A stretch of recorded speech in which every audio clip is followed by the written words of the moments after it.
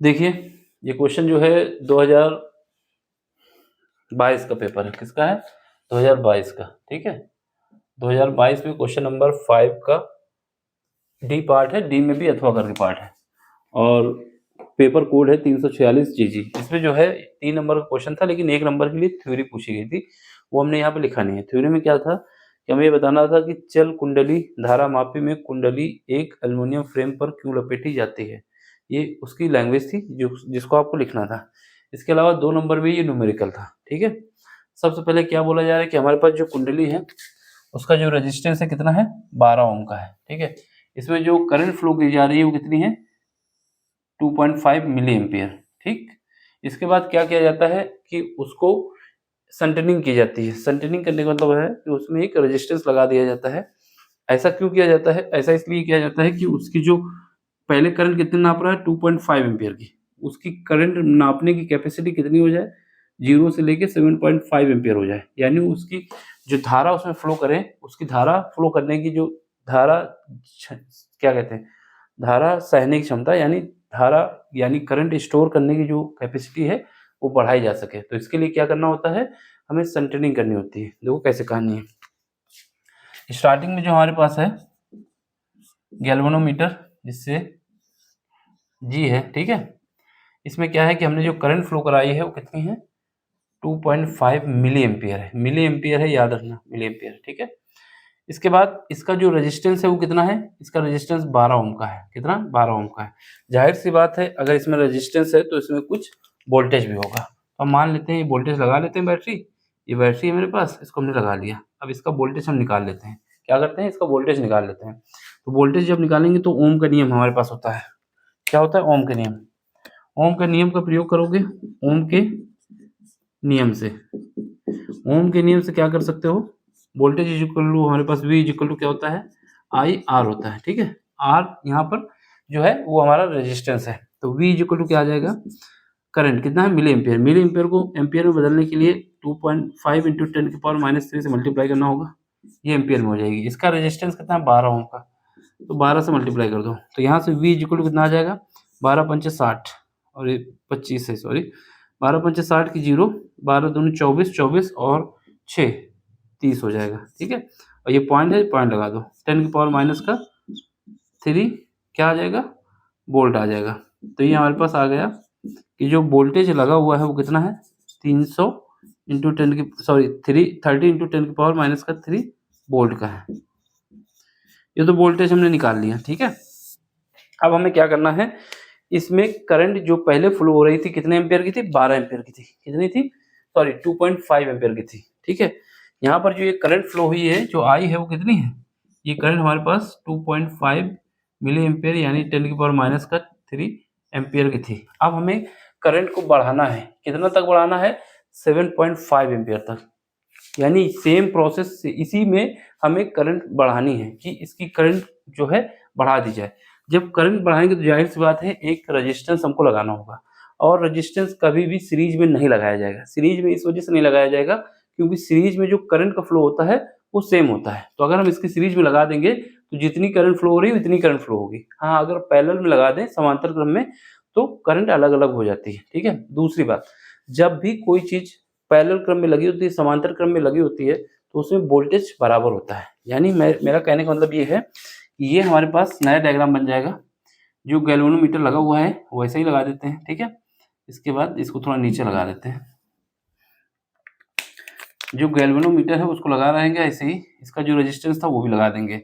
Resistance कितना था? Resistance हमारे पास, और जो बैटरी थी वो भी लगा देते हैं, ठीक है? तो बैटरी कितनी आई है हमारे पास?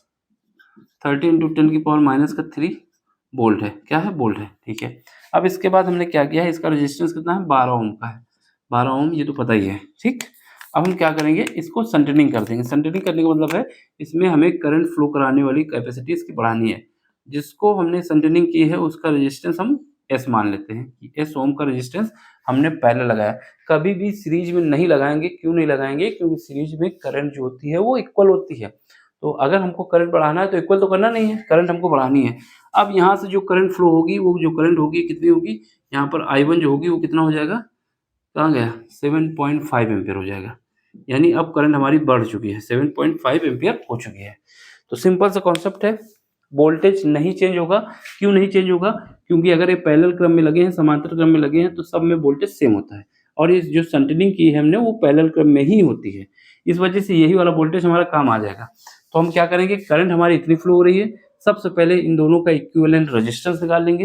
रेजिस्टेंस निकालने के बाद जो हमारे पास ओम का नियम है उसका यूज कर लेंगे। चलो क्या करते हैं, यहाँ पर S और 12 ओम किसमें है? समांतर क्रम में है, समांतर क्रम में है।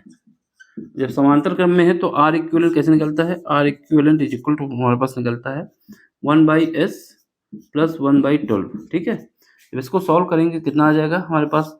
12s एलसीएम आ जाएगा, और ये हमारे पास आ जाएगा, ये s है, यहाँ पर कन्फ्यूजन ना हो, इसको हम R मान ले तो ज़्यादा सही रहेगा, क्योंकि वैसे ये समझ में आ जाएगा, फिर भी हम R मान लेते हैं जिससे कन्फ्यूजन ना क्रिएट हो। ठीक है, कि 5 ऐसा लग रहा है तो ये हमारा R मान लो। यहाँ पे क्या आ जाएगा? ये R हो जाएगा। ठीक है, ये 12R हो जाएगा। ठीक है, क्रॉस मल्टीप्लिकेशन करोगे 12 प्लस R हो जाएगा। तो यहाँ से R इक्विवेलेंट कितना आ गया हमारे पास? R इक्विवेलेंट आ गया 12R divide by 12 plus R। ठीक है, इसका कोई शॉर्ट फार्मूला नहीं होता है, ये कॉन्सेप्ट याद रहेगा तो कभी क्वेश्चन गलत नहीं होगा। अब अगर फार्मूला याद करके चले जाओगे तो फिर फंस जाओगे ना, ये कॉन्सेप्ट याद रहना चाहिए। ठीक है, कैसा भी क्वेश्चन हो कभी गलत नहीं होने वाला है। अब हमारे पास क्या है, ये इक्विवेलेंट हमने निकाल लिया। अब हमारे पास जो ओम का नियम है, ओम के नियम को फिर से यूज करोगे। ओम के नियम से, ओम का जब नियम यूज करोगे तो हमारे पास क्या आने वाला है? ये ओम का नियम है। ओम के नियम से, ओम का नियम क्या था? V इक्वल टू था IR, उसी का यूज करना है यहाँ पर फिर से।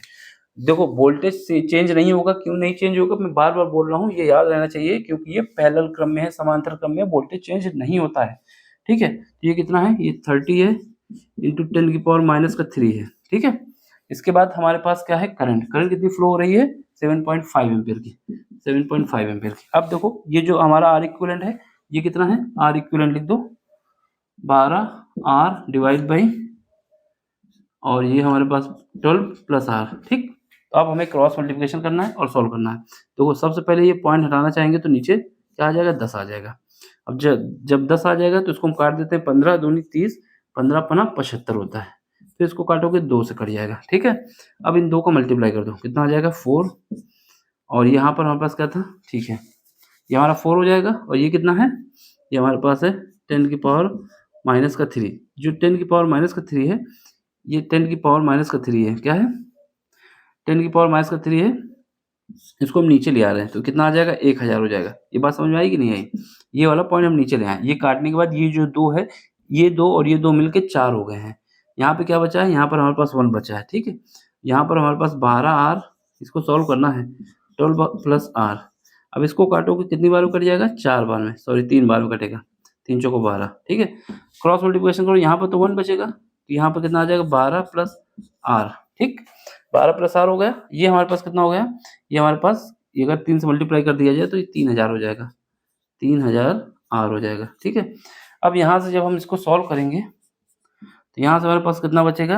यहाँ से हमारे पास बचेगा 3000 R में से 1 R घटा दोगे, 3000 R में से जब 1 R घटाएंगे तो ये हमारे पास बचेगा 999, 2999 R बचेगा, और डिवाइड किससे करोगे? 12 से डिवाइड करोगे। ठीक है, तो हम इसको अप्रॉक्सीमेट कितना मान लेते हैं? इसको अप्रॉक्सीमेट 3000 ही मान लेते हैं। ठीक है, जब इसको अप्रॉक्सीमेट 3000 मानोगे तो 3000, बाकी आपको करना है तो उसी से कर देना। R इज इक्वल टू कितना है? 12 है। अब इसको काटोगे कितना बचेगा? यहाँ पर 4 बचेगा, यहाँ पर बचेगा 1, 3 बार जब काटोगे तो यहाँ पर 1000 बचेगा। ठीक है, अब इसको डिवाइड करोगे तो R इज इक्वल टू आएगा 0.004 ओम, ये हमारा रेजिस्टेंस लगेगा। एक तो ये है जब अप्रॉक्सीमेट मानते हो, अगर आप अप्रॉक्सीमेट नहीं मानते हो तो आंसर आपका कितना लिखना होगा? यहाँ पर R इज इक्वल टू हमें लिखना होगा 12/2999 ओम। तो आप अगर ये भी आंसर लिख के आएंगे तब भी सही है, अगर आप अप्रॉक्सीमेट आंसर लिख के आएंगे तब भी सही है, कोई आंसर गलत नहीं है, ना ही एग्जामिनर गलत करेगा, लेकिन आपको बस ये क्लियर है कि ऐसे करना है। ठीक है, तो इसका आंसर जब निकालोगे तो अप्रॉक्सीमेट इतना ही आएगा, लेकिन अगर आप ऐसा भी लिख के आओगे तो नंबर कटेंगे नहीं, मैं बार बार बोल रहा हूँ, नंबर नहीं कटेंगे। अब इसको देख लो, समझ लो, कहीं पर भी दिक्कत हो तो पूछ लो। बाकी आपको क्या करना है, कोई क्वेश्चन समझ में नहीं आता है तो मैं बार-बार बोलता हूँ, टेलीग्राम में आइए, वहाँ जॉइन होइए, अपना क्वेश्चन भेजिए, जितनी जल्दी होगा हम सॉल्व करके आपको भेज देंगे, ठीक है? फिर आपको समझ में आ जाता है तो लाइक करिए, दोस्तों तक बात पहुँचाइए, दोस्तों से भी लाइक करवाइए, शेयर कराइए, सब्सक्राइब कराइए। आगे चल के हम जो है नीट के भी क्वेश्चन करवाने वाले हैं और IIT JEE के भी करवाने वाले हैं। मैथ, फिजिक्स, केमिस्ट्री जो भी क्वेश्चन में आपको दिक्कत आएगी पूछ लेना, जितनी जल्दी होगा हम आपको बताएँगे, ठीक है?